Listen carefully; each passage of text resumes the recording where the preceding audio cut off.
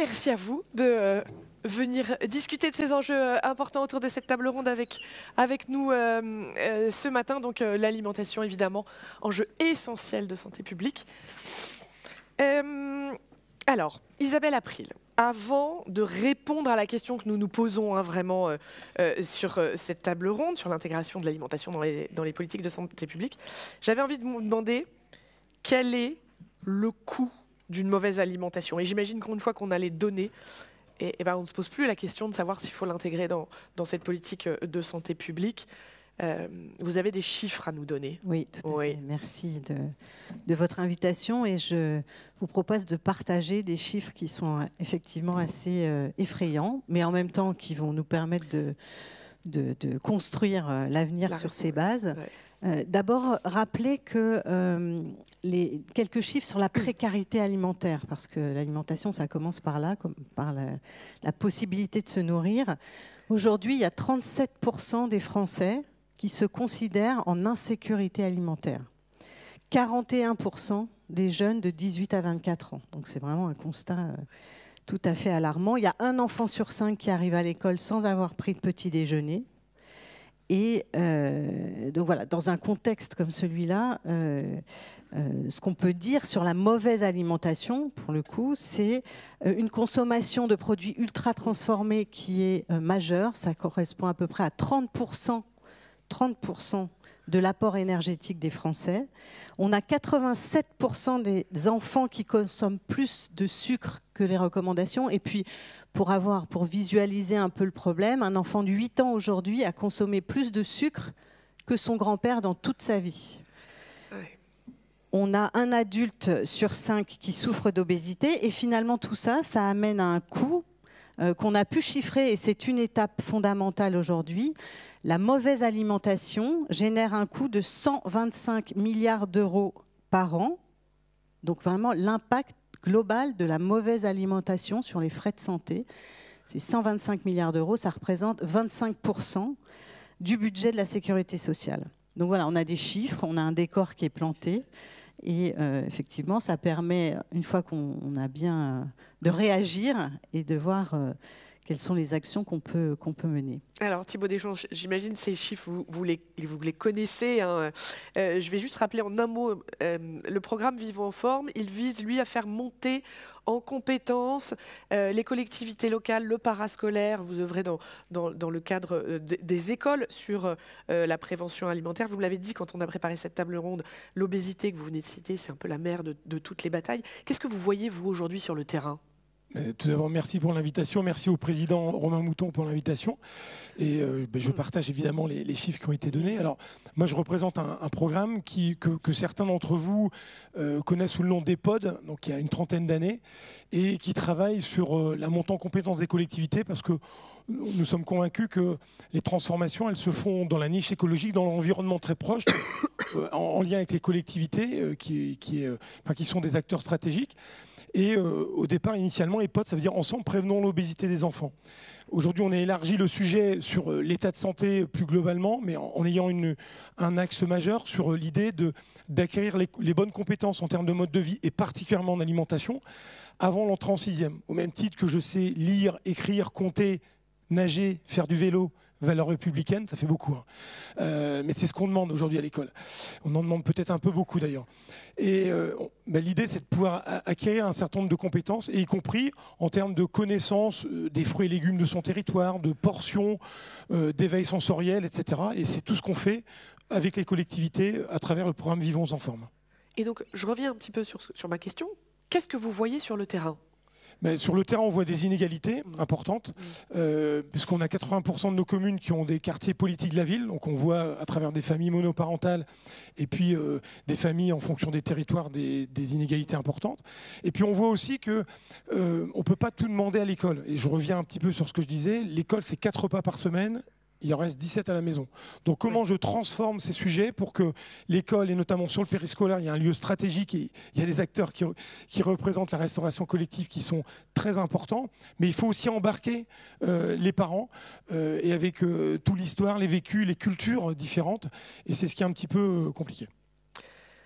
Compliqué, vous nous direz peut-être pourquoi. Émilie Bany, comment on rend effectif un droit à la santé et à la bonne alimentation? Alors j'ai conscience que la question est très large, mais on a quand même envie d'avoir votre réponse.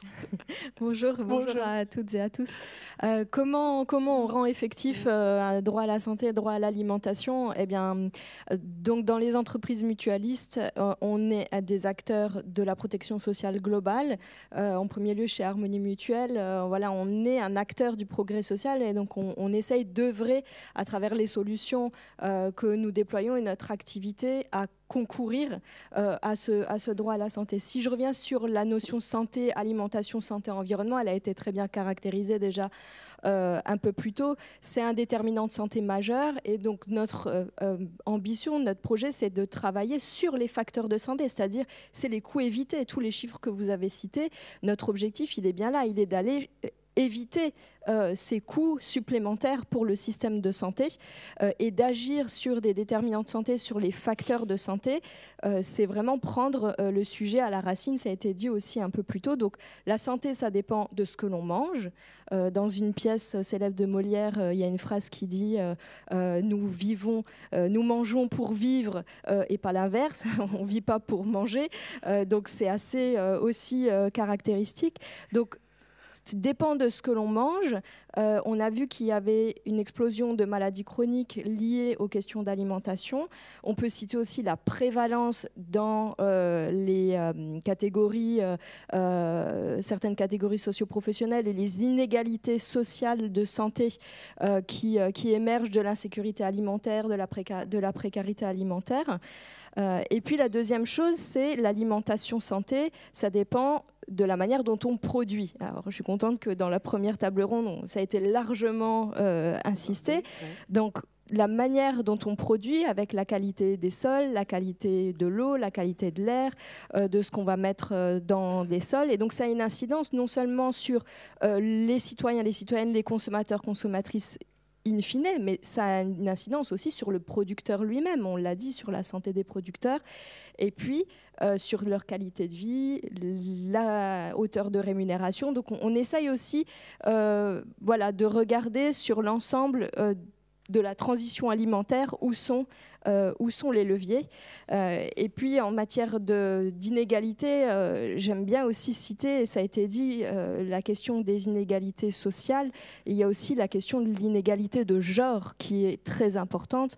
On sait que les femmes sont surexposées à un certain nombre de problématiques de santé liées à la question de la précarité alimentaire, mais aussi sur la question de la santé environnement. C'était très bien caractérisé puisqu'il y a un certain nombre d'hormones qui existent chez les femmes et pas chez les hommes, et que de fait, elles sont plus enclines à avoir des pathologies liées à ces sujets. Alors, Isabelle April, ce droit à l'alimentation saine dont on parle ensemble, est-ce qu'il est considéré aujourd'hui comme un investissement ou comme une dépense ? Alors aujourd'hui, il est considéré comme une dépense, mais on voit bien qu'il va falloir changer de lunettes, oui. Comme on le disait tout à l'heure, et le considérer comme un investissement, puisqu'on voit bien que l'impact de la mauvaise alimentation vient creuser le déficit de la sécurité sociale. Et tout à l'heure, le directeur général de la CNAM en parlait. L'objectif aujourd'hui, c'est de faire de la prévention. Le syndicat national de la restauration collective, c'est un syndicat qui représente les entreprises de la restauration collective. Ce sont des entreprises qui servent des millions de repas chaque jour. Aujourd'hui, la restauration collective touche 10 millions de personnes par jour. C'est un modèle spécifique français qui permet du plus petit âge au plus grand âge d'avoir accès à une alimentation saine et équilibrée à moindre coût. Donc on voit bien que c'est un modèle qui est vertueux, pour l'accès à l'alimentation, donc pour lutter contre la précarité alimentaire, mais aussi pour assurer cette transition alimentaire dont on parlait tout à l'heure et qui est nécessaire à la transition écologique. Vous parliez de pédagogie, effectivement. Le fait d'être au contact de millions de Français chaque jour au moment du repas, et notamment dans les écoles, ça nous permet d'être des vecteurs de pédagogie, d'instruction sur de quoi on parle quand on parle d'alimentation, d'où viennent les produits, les sujets de saisonnalité. Donc voilà, on a au travers de ce modèle de la restauration collective un vecteur de transformation, de prévention majeure. Et d'ailleurs, je dirais que les pouvoirs publics considèrent la restauration collective comme un vecteur de santé publique, parce que souvent, il y a des réglementations qui s'appliquent quasiment exclusivement à la restauration collective, parce que c'est plus facile. Enfin, en tout cas, c'est un moyen d'avoir de permettre à des millions de Français d'avoir accès au moins au moment de la restauration collective, qui représente 50% des repas consommés hors domicile, quand même si ça ne fait que 12% de l'ensemble de la consommation. C'est quand même un vecteur qui permet, c'est une sacrée cohorte quand même pour aboutir à cette transition alimentaire. Et vous vous êtes sorti de cette image, et je me fais un peu l'avocat du diable, de la cantine, c'est pas bon. Aujourd'hui, c'est sain, c'est bio, vous avez aussi œuvré à avancer dans le bon sens. Tout à fait, oui. Tout à fait. Et puis on voit quand même l'évolution de. Il y a 10 ans, les cuisiniers, c'était pas un métier qui était très attractif. Aujourd'hui, et c'est une bonne chose. On remet sur le devant de la scène des gens qui cuisinent. Dans nos restaurants collectifs, il y a des cuisiniers qui aiment leur métier, qui ont pour mission. Et on parlait de sens tout à l'heure. S'il y a bien un sens qu'on peut donner à un métier, c'est dans la restauration collective. Nourrir des personnes de façon saine, équilibrée, et puis encore une fois, accompagner cette transition alimentaire et écologique, c'est beaucoup de sens. Thibaut Deschamps, vous avez dit tout à l'heure, on œuvre à embarquer aussi les familles avec nous. Vous avez dit, on se heurte à des difficultés. On se heurte à quoi comme difficultés ? Mais les changements de comportement, parce que tout à l'heure ça a été dit dans la table ronde très intéressante juste avant sur l'idée et les sénateurs ont cité notamment la nécessité d'informer, mais ça suffit pas, l'information. Aujourd'hui, je pense que si on nous interroge tous sur les 5 fruits et légumes, les 30 minutes d'activité physique quotidienne, on est à peu près tous au courant, c'est pas pour autant qu'on va le mettre en œuvre. Donc c'est vraiment l'idée, aujourd'hui il y a un concept que bon nombre d'entre vous connaissent, mais le grand public ne connaît pas, de littératie en santé, en alimentation. Comment je mêle des compétences, de la confiance et du plaisir. Parce que je pense que dans l'alimentation, il faut rajouter le terme plaisir. Parce que vous l'avez très bien dit, Madame la Présidente, mais voilà, il y a des sujets sur des repères, des obligations, mais on n'oublie pas qu'il ne faut pas opposer l'alimentation, la gastronomie, le plaisir, la santé, l'éducation. C'est aussi au cœur de notre culture française. Et donc, je pense qu'il faut remettre l'alimentation, d'abord, c'est un coût, et je pense que c'est important, et puis de le remettre aussi dans un mode de vie aussi équilibré et dans une complexité qui fait que on a tendance à voir, et on parlait tout à l'heure dans la table ronde juste avant du débat sur le Nutri-Score, qui est un outil très précieux, mais qui n'est pas l'outil absolu et l'alpha et l'oméga pour que demain nous n'ayons plus de personnes diabétiques ou obèses. Donc il y a d'autres sujets à prendre en compte. Il y a une globalité sur un mode de vie en termes d'activité physique. Tout à l'heure, ça a été cité, le sommeil et l'alimentation. Donc voilà, il faut vraiment prendre dans la globalité les choses et puis surtout amener des gens à changer de comportement. Et pour que ça s'intègre, il y a des techniques de marketing social et voilà, avec des experts qu'il faut faire. Vous nous donnez un exemple de technique de marketing social? Je vais vous dire, alors je vais prendre sur par exemple, l'activité physique, pour prendre un autre sujet, je vais vous montrer les bénéfices que vous auriez à bouger davantage. Je ne vais pas vous dire, voilà, ne pas bouger ou la sédentarité tue, comment je lève des freins par rapport au public visé. Donc je vais identifier les publics, les freins, et donc je ne vais pas avoir la même communication envers l'ensemble de la population parce que les gens sont différents. Et donc c'est tout ce qu'on doit utiliser, y compris avec les mutuelles, y compris avec les acteurs, pour faire changer les comportements. Parce que c'est ce qui est le plus difficile en termes de santé. Et on revient naturellement. On n'oublie pas qu'on a 7 millions d'années d'existence. Notre plus ancien ancêtre, c'est Toumaï, 7 millions d'années. Et nous sommes des chasseurs, cueilleurs, pêcheurs. Donc ça renvoie à notre table ronde avant, où forcément il y a des liens avec la biodiversité et l'environnement. Et donc notre alimentation, c'est quelque chose qui jalonne notre existence. Et donc on est fait pour bouger aussi. Et moi je viens plutôt du monde de l'activité physique et du sport. Et je pense qu'on ne parle pas assez de l'inactivité physique et de la sédentarité. C'est un sujet qui est cher au groupe Vive et à vous. Mais voilà, on n'en parle pas assez. Et aujourd'hui on met tout sur l'alimentation comme la cause, l'alpha et l'oméga des problématiques civilisationnelles. Oui, il y a des choses, il y a énormément de choses à faire bouger, mais il faut aussi prendre le mode de vie dans son ensemble. D'accord, et vous dites, on embarque les mutuelles avec nous, il faut embarquer les mutuelles dans ce projet collectif finalement. Elles peuvent prendre quoi comme initiative, les mutuelles? Alors je me tourne du coup vers Émilie Bany. Vous avez commencé à le dire tout à l'heure, mais parlons de ces initiatives que peut prendre une mutuelle. Oui, alors c'est bien, on était orienté solution, donc on a quelques petites choses à partager. Effectivement, on pense déjà que sur le sujet de l'alimentation, c'est une approche holistique qu'il faut promouvoir. Voilà, pas que l'aspect nutritif, mais c'est donc d'avoir des repères, mais c'est d'intégrer finalement par rapport aux différentes cibles les bons messages et d'identifier les leviers motivationnels, les ressorts de la capacité d'agir chez les différents publics. Et donc ça, nous, on a aussi la capacité d'aller l'observer parce qu'on a 5 millions d'adhérents chez Harmonie Mutuelle, plus de 88 000 entreprises adhérentes qu'on peut embarquer, qu'on a déjà commencé à accompagner, à embarquer dans des transformations. Donc ça, c'est des choses que l'on peut faire aussi pour pousser des messages. Vous nous donnez un exemple très concret de transformation ? Sur les entreprises, on a fait différentes choses avec Harmonie Mutuelle et certaines de nos entreprises.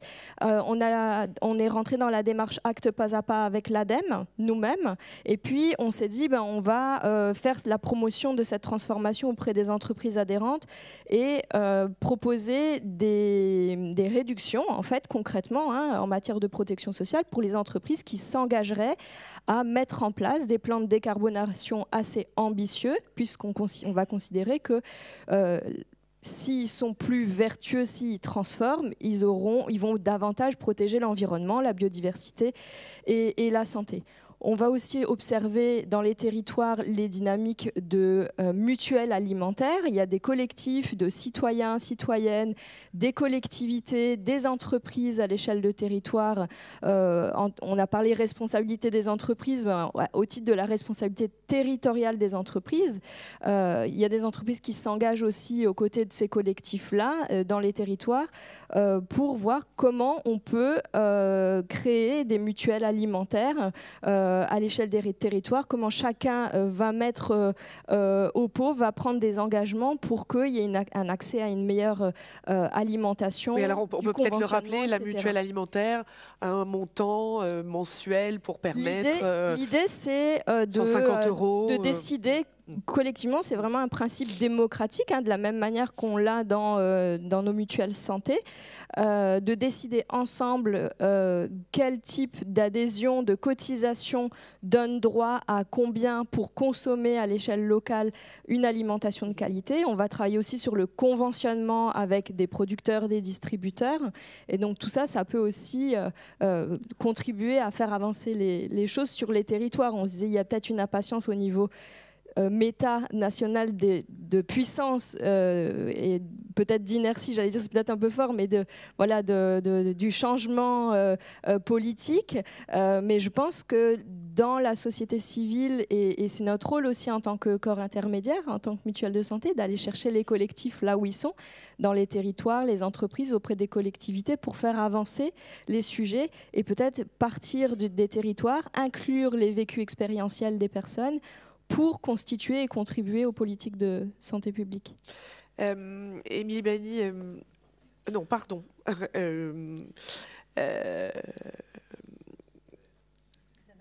Isabelle April, je suis confuse. Oui, ça s'adressait à vous parce que je voulais rebondir sur ce que disait Thibaut Deschamps. Il faut changer les comportements. Et vous disiez tout à l'heure, entre deux virgules, il faut aussi lever certaines contraintes réglementaires. Qu'est-ce qui vous freine aujourd'hui, vous, dans cette volonté d'aller vers le mieux manger ? Alors, je dirais que l'inflation réglementaire qu'on connaît depuis quelques années a cette vertu de prendre la restauration collective comme un laboratoire, finalement. Mais le sujet, pour nous, c'est peut-être une réflexion sur l'acceptabilité économique de cette inflation réglementaire. C'est-à-dire que personne ne conteste le côté vertueux de cette réglementation, l'interdiction du plastique pour le réchauffage, l'interdiction du soja, l'interdiction la limitation du sucre. C'est vraiment autant d'exemples qu'on peut donner qui rendent la restauration collective très vertueuse, mais il faut quand même rappeler que ça s'inscrit dans un modèle économique qui est en tension, puisqu'on a des donneurs d'ordre, que ce soit les mairies pour les écoles, les entreprises ou les hôpitaux ou même les prisons, puisqu'on est dans tous ces secteurs où on permet d'avoir accès à de la restauration collective. Ce modèle en tension, nous, on alerte sur le fait que c'est un modèle vertueux, on le voit bien en termes de prévention, en termes de transition, mais il faut faire attention à l'équilibre économique de ce modèle. Et c'est là qu'on milite pour considérer non pas ce modèle comme une dépense, ce qui est le cas aujourd'hui, mais plus comme un investissement. C'est-à-dire, consolidons ce modèle, investissons dans ce modèle, parce que mécaniquement, je dirais, ça va permettre de baisser les coûts relatifs à la mauvaise alimentation qu'on rappelait en introduction. C'est un outil majeur dans tout le paysage des solutions qu'on peut envisager demain pour une meilleure santé publique. Et vous êtes aujourd'hui encore confronté à manger mieux coûte plus cher. Tout à fait. Voilà, c'est ça qu'il faut tout à fait. Enrayer. Thibaut Deschamps, la réduction des inégalités dans ce domaine, et vous l'avez tous dit, c'est un effort collectif, il faut embarquer tout le monde avec soi. Vous êtes soutenu dans cette tâche par des mécènes privés. Plus globalement, quel est le rôle pour les entreprises, pour les acteurs privés en général dans ce combat finalement ? C'est une excellente question. Moi, je suis ravi d'être à côté sur cette table ronde d'acteurs privés, parce que nous, on est convaincus que le sujet de la prévention, c'est quelque chose de transversal et on doit embarquer. À la limite, c'est presque une politique interministérielle. Et dans notre système de santé, ça a été dit aussi tout à l'heure dans la démarche, on va trop souvent, même si la définition de l'OMS est plus large, vers des sujets où c'est autour de la pathologie et donc du médical. L'assurance maladie s'appelle assurance maladie et pas assurance santé. Petit clin d'œil à M. Fatum. Mais, voilà, il y a quand même des choses qui sont prises en compte dans notre société. Et donc, nous, on est financé à 60-70% dans notre programme. On agit sur 300 communes en métropole et dans les Outre-mer.